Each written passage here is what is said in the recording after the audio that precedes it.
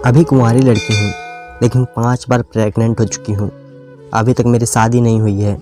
यह राज जानकर आपके रोंगटे खड़े हो जाएंगे। एक दिन मेरी शादी हो गई। जब मैं 6वीं बार प्रेग्नेंट हुई तो फिर कुछ ऐसा हुआ जो मेरी राज खुलकर मेरे पति के सामने आ गया। फिर मेरे पति ने मेरे साथ जो किया उससे तो मेरे पैरों तले की ज़मीन निकल गई। क्योंकि मेरा पति तो, मेरा नाम नेहा है। मैं एक बहुत ही अच्छे घर से ताल्लुक़ रखती हूँ। मेरे घर में मैं और मेरी मम्मी पापा रहते थे। हम अपने परिवार में बहुत खुश थे। एक दिन कुछ अचानक ऐसा हुआ जो सब कुछ बर्बाद होकर रह गया। और मेरी मम्मी पापा हम तीनों लोग शॉपिंग मॉल से घर वापस आ रहे थे। तभी अचानक रास्ते में एक्सीडेंट हो गया, जो कि उस वक्त मेरी मम्मी पापा का देहांत हो गया और मेरे भी बहुत हालात गंभीर हो गया। मैं अस्पताल में एडमिट थी। जब मुझे होश आया, मैं सिसकती हुई अपनी मम्मी पापा से पूछने लगी कि मेरे मम्मी पापा कहाँ हैं। और मैं अपने माँ और पापा के बिना 1 मिनट भी नहीं रह सकती थी, क्योंकि वह दोनों लोग मुझे बहुत प्यार करते थे, मेरा बहुत अच्छे से देखभाल करते थे, हर वक्त मेरी छोटी सी छोटी ख्वाहिश भी पूरा करते थे। लेकिन मुझे क्या पता था कि एक छोटी सी हादसा मेरा सब कुछ बर्बाद कर देगा।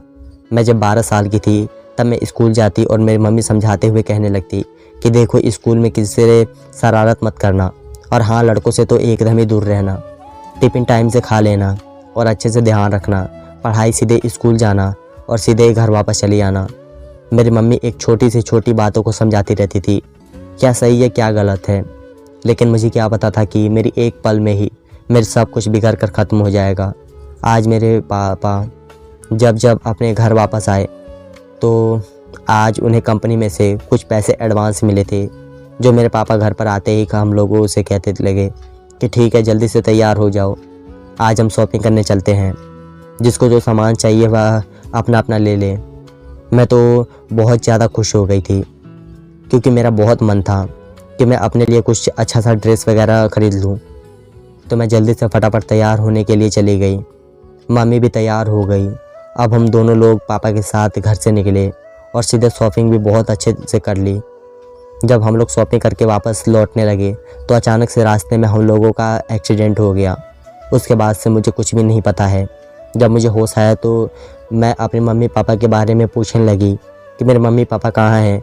मैं चीखने लगी, चिल्लाने लगी। तो अचानक से डॉक्टर ने मेरे पास आए और कहने लगे तुम आराम करो, और तुम्हारे रिश्तेदार में कौन कौन है तो नंबर दे दो और मैं उन्हें बुला देता हूँ। उनके मुंह से ऐसी बातें सुनकर तो मेरे रोंगटे खड़े हो गए थे। मैं चीखती हुई डॉक्टर साहब से पूछने लगी कि आप बताएंगे मेरे मम्मी पापा कहाँ हैं। तो डॉक्टर ने रुआसा होकर कहने लगे तुम्हारे मम्मी पापा के तुरंत ही मृत्यु हो गई, बस तुम जख्मी थी, कुछ लोग तुम्हें यहाँ पर लेकर आए थे। बस यह बात सुनकर मैं चीखते और चिल्लाने लगी, फ़ौरन बिस्तर पर गिर गई। और फिर मुझे कितने दिनों तक होश नहीं आया, यह सब तो मुझे नहीं मालूम। जब होश आया तो एक औरत मेरे पास आई और वह मुझे अपने घर लेकर गई। अब वह औरत कौन थी मुझे खुद नहीं पता था, क्योंकि मेरी तबीयत बहुत गंभीर थी और मुझे कुछ नहीं पता था वह औरत कौन है और मैं किसके घर में रहने के लिए आई हूँ। बस मैं खोई खोई सी रहती थी और बेड पर ही बैठी रहती थी। एक दिन वह औरत मेरे पास आई और कहने लगी कि बेटा यह लो, खाना लो। जब औरत मेरे पास आती तो मैं चीखती और चिल्लाने लगती कि तुम कौन हो, मेरे पास तो दूर हो जाओ, मुझे कुछ नहीं खाना। और मैं बेड पर सारा बिस्तर इधर से उधर फेंकते हुए सब कुछ बिखरा देती। एक दिन उसका बेटा मेरे पास आया और मुझे गीत चाटा मारा और कहने लगा कि तुम्हें ज़रा भी तमीज़ नहीं है, मेरी माँ तुम्हें अस्पताल से लेकर आई और खाना तुम्हें देने के लिए आई है, और इस पर तुम चीखती चिल्लाने लगी। जब मेरी माँ ने मुझे डांटा वह अच्छी तो मेरे पास आए और मुझे एक थप्पड़ मारते हुए कहने लगी कि आज के बाद उसी तरीके से डांटते हुए मैंने तुम्हें देखा तो फिर खैर नहीं। मेरी माँ रोती हुई खाना का प्लेट लेकर उठाई और कमरे से बाहर चली गई। वह लड़की एक तरफ मायूस होकर बैठ गई। अब मैं नेहा के पास गया और उसे समझाने लगा कि देखो तुम अच्छे से रहा करो, लेकिन वह फिर भी जीते और चिल्लाते हुए कहने लगी कि मुझे अपने मम्मी पापा के पास जाना है। मैंने अपने मम्मी पापा कहाँ हैं, अब मैं उसे कैसे बताऊं कि उसकी मम्मी पापा का देहांत हो गया है और तबीयत ख़राब होने की वजह से उसे कुछ भी याद नहीं है। और मैं उसे उसी कमरे में छोड़कर अपने कमरे में चला गया। मेरी माँ मेरे पास आई और मुझसे कहने लगी, देखो बेटा, उसकी तबीयत बहुत ख़राब है। डॉक्टर ने कहा है कि अगर उसे हमें सही करना है तो उसी के मुताबिक रहना होगा। वह जो कहेगी हमें वही करना होगा। इसलिए हम उसको डांट नहीं सकते हैं, बस केवल उसके प्यार को समझा सकते हैं और उसे हर एक चीज़ सिखा सकते हैं, क्योंकि उसके दिमागी हालात भी कुछ ठीक नहीं हैं। मेरी माँ कहते कहते उसकी आंखों में आंसू निकलते गए और मैं बोला, माँ आप फिक्र ना करें, वह बिल्कुल ठीक हो जाएगी। और अभी हम दोनों यही सब बातें कर रहे थे कि किचन से बर्तनों की आवाज़ आई। फिर फ़ौरन मैं और मेरी मम्मी किचन की तरफ चले गए। किचन की तरफ जाकर फिर हम दोनों ने जो देखा उसे देखकर मेरी थोड़ा सा खुशी मिल गया, क्योंकि वह जो खाना दूध कर छोड़ देती वही खाना खा रही थी। हम लोग वहीं पर उसे छोड़कर अपने अपने कमरे में चले गए। थोड़ी देर के बाद हम लोग मेरे कमरे में आए और कहने लगे कि मेरे मम्मी पापा कहाँ हैं, मेरे मम्मी पापा कब आएंगे। उसकी ऐसी हालात देखकर तो ऐसा लगता था कि जैसे उसके दिमाग हालात बहुत ज़्यादा ख़राब है। थोड़ा थोड़ा पागल सा असर भी हो गया था। और फिर हमने उसे समझाते हुए कह दिया कि तुमने मम्मी पापा कुछ दिनों के लिए कहीं दूर चले गए हैं, इसलिए तुम हम लोगों के पास रहोगी। अब उसे अभी नहीं पता था कि मेरी उसकी मौसी है और मैं उसका भाई हूँ। फिर नेहा कहने लगी, वह औरत कहाँ है। मैं उसे समझाते हुए कहा कि वह औरत तुम्हारी मासी है और तुम उसे मासी कहा करो। मेरी बात सुनकर के कहने लगी कि मासी कहाँ है। मैंने उसे बगल के कमरे का रास्ता बता दिया। कहने लगी कि ठीक है। मैं नेहा मम्मी के कमरे में चली गई। अब धीरे धीरे नेहा को भी हम लोगों समझाए। बातों पर थोड़ा थोड़ा असर आने लगा था। नहीं तो कुछ भी कहने से पहले ही पूरे घर को अपने सर पर ले लेती थी। अब धीरे धीरे हम लोगों के घरों में सुधार भी आ गया। मेरी मम्मी एक दिन मुझसे कहने लगी कि ले जाओ नेहा को कहीं बाहर घुमा के लो, थोड़ा बहुत घूमोगे तो इसका तबीयत ठीक होगा। मैं भी कह दिया ठीक है मम्मी, मैं इसे लेकर जाता हूँ और कहीं घूम कर लेकर आता हूँ। मैं नेहा को लेकर पार्क में चला गया। नेहा बहुत ही खूबसूरत लड़की थी, लेकिन उसके दिमागी हालात बहुत ख़राब की वजह से वह अपना ठीक से देखभाल भी नहीं कर सकती थी। कैसे रहना है, कैसे खड़ा होना है, कैसे कपड़ा पहनना है, वह सब मुझे और मेरी मम्मी को ही देखना था। फिर अचानक से पार्क में आइसक्रीम वाला दिख गया और वह वहाँ पर पटक पटक के कहने लगी कि मुझे आइसक्रीम चाहिए, मुझे आइसक्रीम चाहिए। मैं भी वहीं पर बैठा दिया और उससे कहा कि यहीं पर बैठे रहना, मैं भी तुम्हारे लिए आइसक्रीम लेकर आता हूँ। जैसे मैं आइसक्रीम लेने गया, मैं वापस आया तो मेरे तो हंस ही उड़ गए। मुझे क्या पता था कि मैं आइसक्रीम लेने जाऊँगा तो फिर वह यह सब कुछ हो जाएगा। अगर मुझे पहले से ही पता होता तो मैं तो अपने साथ ही लेकर जाता। अब मैं बहुत ज़्यादा टेंशन में आ गया था। जब मैं वापस आया तो वहाँ पर नेहा नहीं थी। अब मुझे पूरे पार्क में इधर से उधर ताकत करने लगा, लेकिन मुझे कहीं नहीं मिली। मैं बहुत ज़्यादा डरने लगा था कि आखिर नेहा गई तो गई कहाँ। वह बहुत ही ज़्यादा खूबसूरत थी, इसलिए मुझे बस एक ही चीज़ का डर था। वैसे भी उसका दिमाग सही नहीं था, लेकिन मेरे मन में अभी भी अजीब अजीब ख्याल आने लगा, क्योंकि मेरी मम्मी उसकी जिम्मेदारी मुझे देखकर बाहर घूमने के लिए भेजी थी। अगर उसे कुछ हो जाए तो मेरी मम्मी भी जीते ही मर जाएगी, क्योंकि नेहा की मम्मी पापा के मरने के बाद बस हमें 2 लोग थे जो उसकी परवरिश कर सकते थे। हम लोगों के उसके तस्वीर दिखाकर उसे उनसे पूछने लगा कि आपने इस तरीके को इधर से जाते हुए देखा है, लेकिन वह कहने लगे कि नहीं, मैं तो इसे नहीं देखा। अब मैं पूरी तरह से बहुत ज़्यादा घबरा गया था और कम से कम 4 से 5 घंटा हो गया था और मुझे नहीं मिली। अब मैं रुआसा होकर घर वापस लौटने लगा तो मैं जो माजरा देखा मेरे सामने था, उसे देखकर तो मेरे पैरों तले की ज़मीन निकल गई। मैंने देखा कि मेरे रोंगटे खड़े हो गए। आखिर यह सब हो क्या गया था? आखिर नेहा ऐसे क्यों खड़ी थी? आखिर उसके साथ क्या हुआ था? मैं तो पूरी तरह से घबरा गया था। मैं फ़ौरन इस नेहा के पास गया और उसे पूछने लगा कि नेहा, यह सब क्या है? अब नेहा बेचारी, उसके दिमागी हालात ठीक नहीं थी। उसे क्या पता होगा कि उसके साथ क्या हुआ है। एक औरत उसके पास खड़ी थी। मैंने उनसे पूछा कि आखिर ऐसे क्या हुआ है, इसके कपड़े क्यों फटे हैं? फिर औरत मुझे डांटते हुए कहने लगी कि यह तुम्हारे घर की, जब तुम जानते हो तो इसकी तबीयत ठीक नहीं है, तुम इसको अपने साथ नहीं रख सकते हैं। वह औरत मुझे चीख चीख कर डांटने लगी। जो बात बोली उसने तो मेरे कान के पर्दे ही फट गए थे। औरत कहने लगी कि इसके साथ 2 लड़के मिलजुल कर ज़बरदस्ती किए हैं। वह तो ठीक है कि मैं अचानक से पहुंच गई। वह लोग मुझे देखकर डर के भाग गए, नहीं तो पता नहीं इसके साथ क्या क्या कर देते। आगे होता। अब बेचारी को ऐसे ही दिमागी हालात ठीक नहीं है। इसे क्या पता होगा कि इसके साथ क्या हो रहा है, गलत हो रहा है या अच्छा हो रहा है। हमारी जिम्मेदारी है इसे कुछ ठीक से रखें। वह औरत मुझे समझाते हुए वहाँ से निकल गई। अब मैं उसे घर लेकर वापस आया और अपनी माँ से कुछ नहीं कहा, तो मेरी माँ खाना खाकर परेशान हो जाती और मेरे ऊपर से भरोसा भी उठ जाता, क्योंकि मेरी माँ मेरे विश्वास से कहकर भेजी थी कि इसकी पूरी तरीके से ध्यान रखना और उसे घुमा कर लाना। मेरी एक लापरवाही की वजह से इसके साथ बहुत ही गलत हरकत हो गया। अब मुझे नहीं पता था कि वह लोग कौन थे। अब नेहा पहले और भी ज़्यादा मायूस रहने लगी। माँ मुझसे कहती कि पता नहीं और नेहा को क्या हो गया है कि वह अचानक से बहुत कोई सी रहती है। अब मैं मन में कैसे बताऊं कि उसके साथ बहुत ही गलत काम हुआ है। अब मैं यह भी बता नहीं सकती कि मैंने माँ से कहा ना, इसका वैसे भी तबीयत ख़राब है, इसलिए वो ज़्यादा खोई सी रहती है, धीरे धीरे ठीक हो जाएगी। एक दिन उसकी तबीयत अचानक से थोड़ी ख़राब लगा। मैं तो उस पर नहीं अस्पताल लेकर चला गया।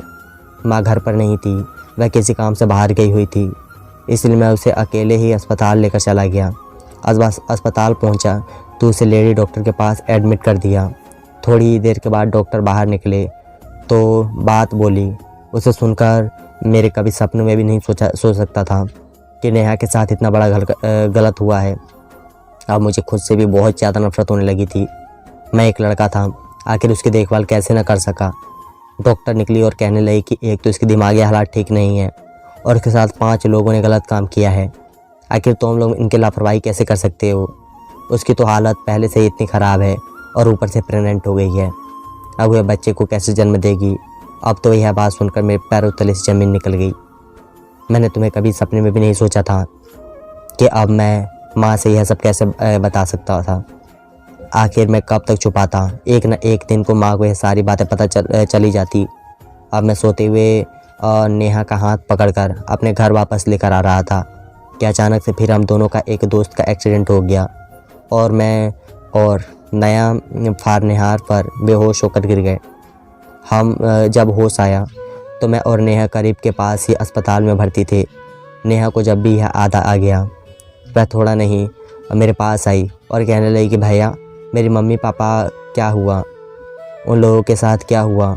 तो मैं उसे कहने लगी कि तुम्हारे मम्मी पापा का देहांत हो गया है और मैं और तुम्हारी मौसी हम दोनों अपने घर पर लेकर चले गए। जब हम दोनों घर वापस चले गए और नेहा भी अपनी मौसी के गले लगकर सीख कर रोने लगी। मेरी माँ भी उसे समझाते हुए कहने लगी कि तुम फिक्र मत करो, मैं तुम्हारी मासी हूँ, तुम्हारी माँ के बराबर हूँ, मैं तुम्हें कभी कोई तकलीफ़ नहीं आने दूँगी, अपनी बेटी से बढ़कर तुम्हें मानूंगी। मैं हूँ। दोनों की बातें सुनकर मैं बहुत ही खुश था, लेकिन अचानक से मेरे दिमाग में उसकी प्रेगनेंसी की बातें आ गई। अब मैं अपनी माँ से कैसे बताऊँ कि उसके साथ यह क्या हुआ है। मैं बहुत डरा सा रहने लगा था। फिर एक दिन सब अपने अपने घर में सो गए।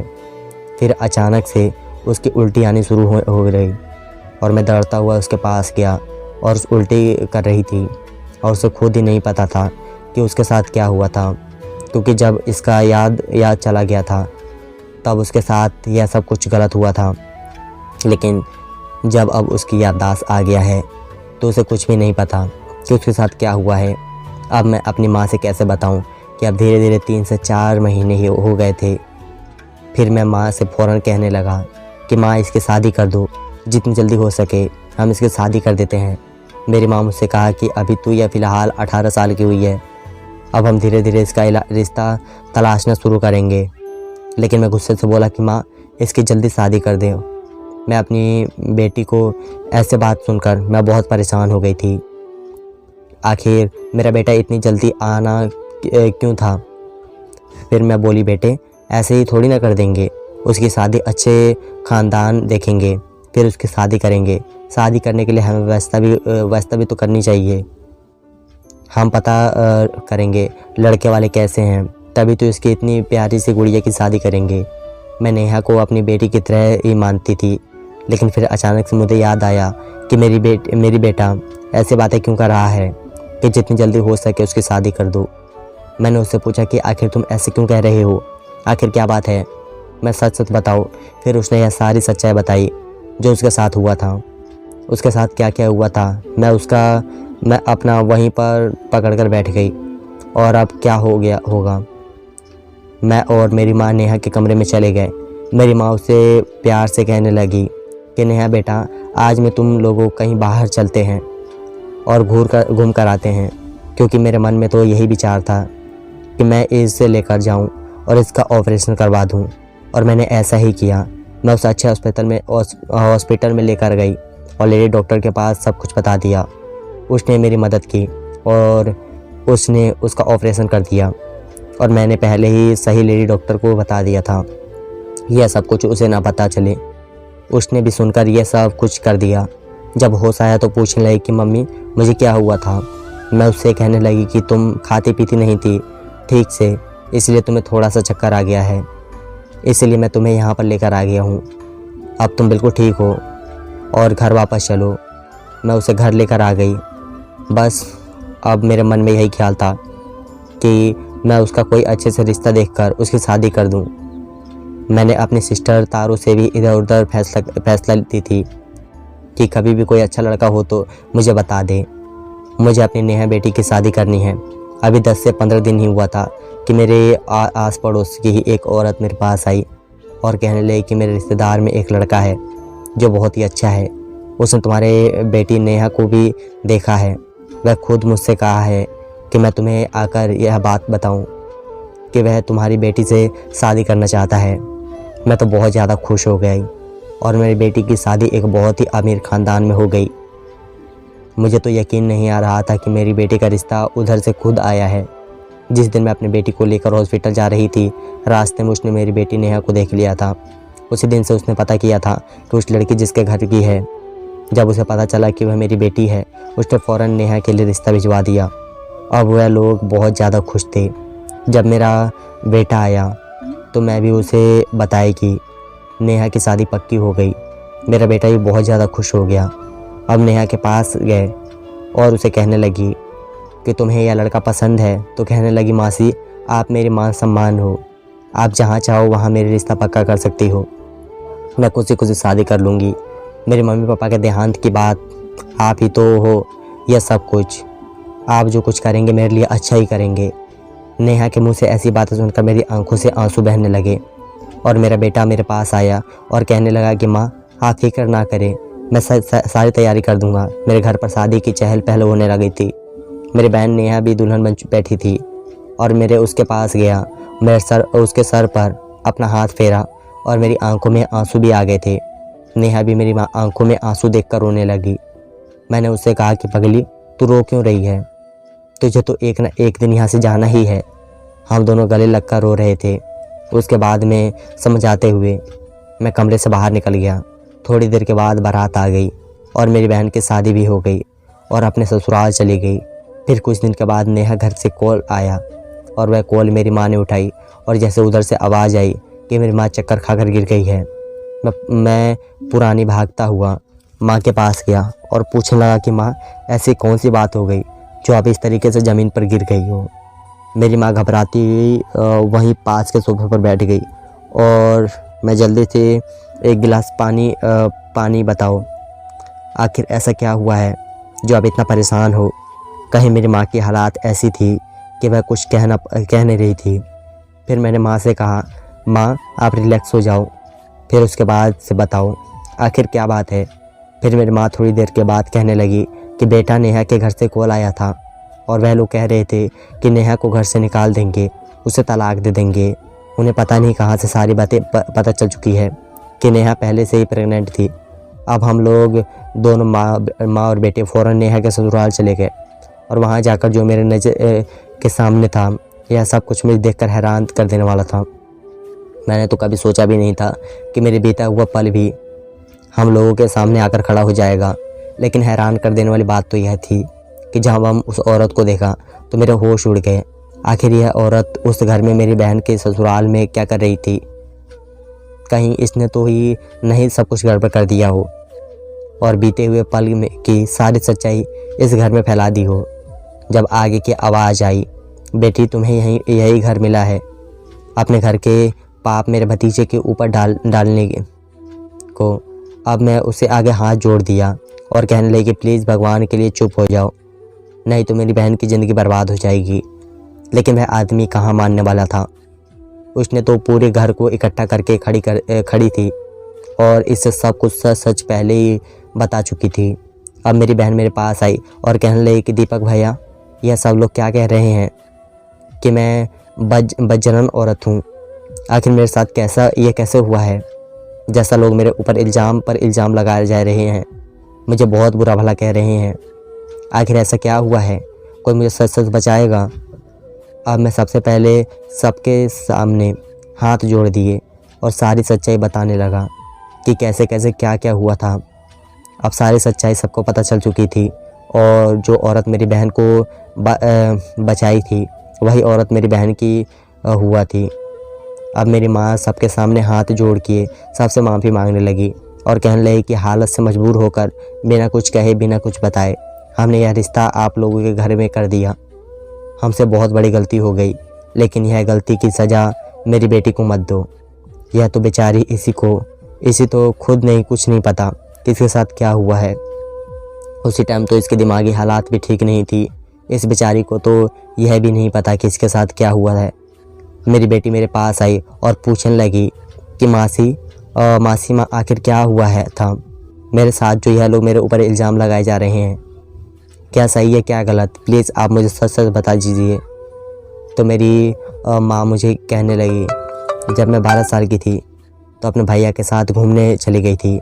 तब वहाँ से मैं कहीं और दूसरी तरफ चली गई और फिर अचानक से मुझे कुछ लड़कों ने पकड़ लिया और मेरे साथ सब कुछ गलत हरकत कर दिया।